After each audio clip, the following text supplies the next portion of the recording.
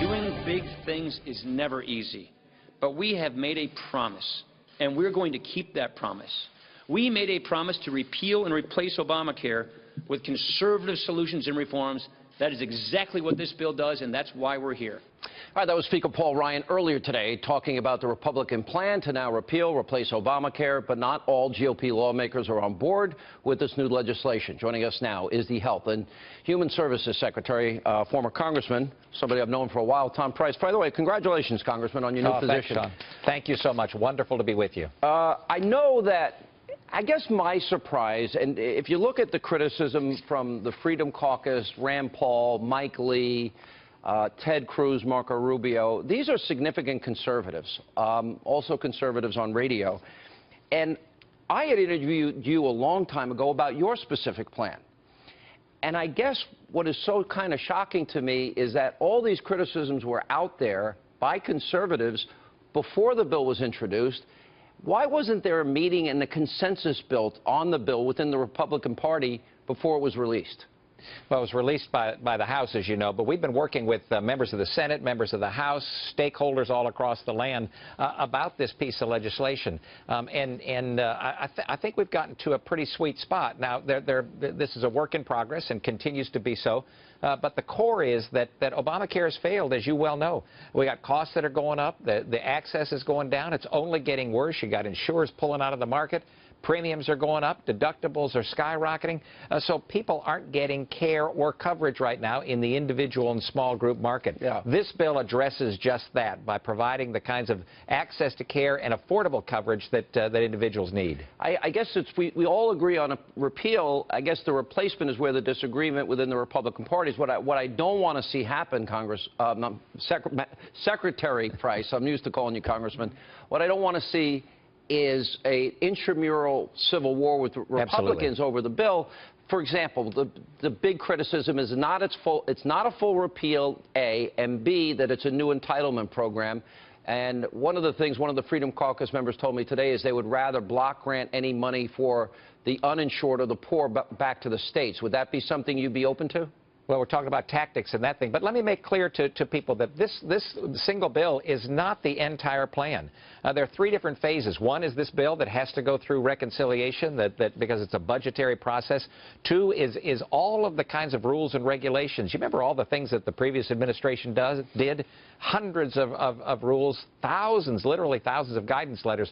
We're going to go through every single one of them to determine whether or not they help patients or hurt patients. And if they hurt patients, we're going to do our best to get rid of them. And then the third phase is another piece of legislation that can't be done through reconciliation because of the specific rules.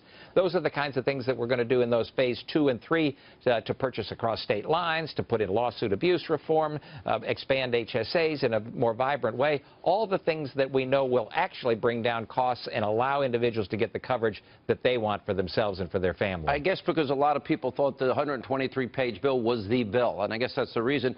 Mr. Secretary, let me ask this question, because one of the things that some conservatives are asking, and I think it's a fair question, every Republican voted for a repeal bill in and of itself in 2015. Why not do that again so you ensure all of it is gone? Is that possible?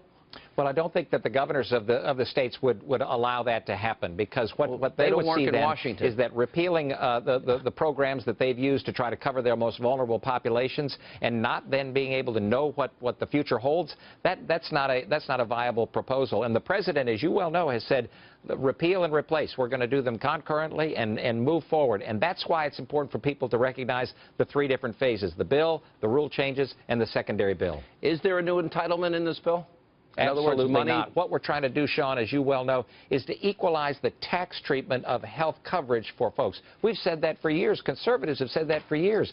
If you get your coverage through your employer, which is about 175 million people in this country, you get a tax benefit because that's paid with pre-tax dollars.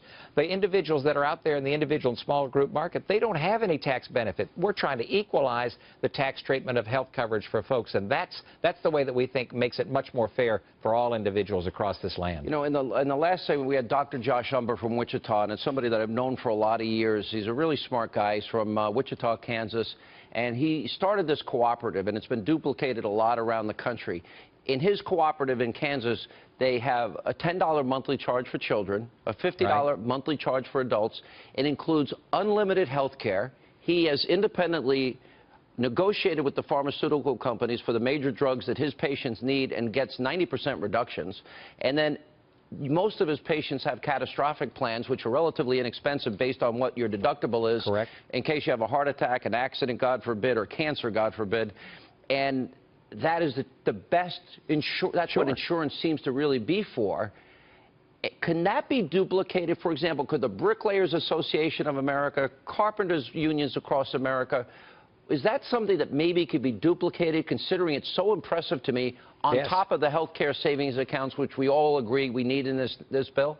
Absolutely. What a great model to follow. And the flexibility that we have in this legislation and that we will have in the second and third phases, the flexibility that we'll allow ought to be able to make it so that that could be a model for anybody that wants to do that. Right now, it's virtually impossible, and that's not that's a program that may work for government, but it doesn't work for patients, and that's where we need to have our focus. Last question, Mr. Secretary. How much input, those people that have been vocal and critical today, the Freedom Caucus, those senators that I mentioned, these conservative groups that I mentioned, Heritage Action, Club for Growth, Freedom Works, Americans for Prosperity, how much input will you allow them to have as you move forward in these three phases? Because a lot of them are pretty upset today.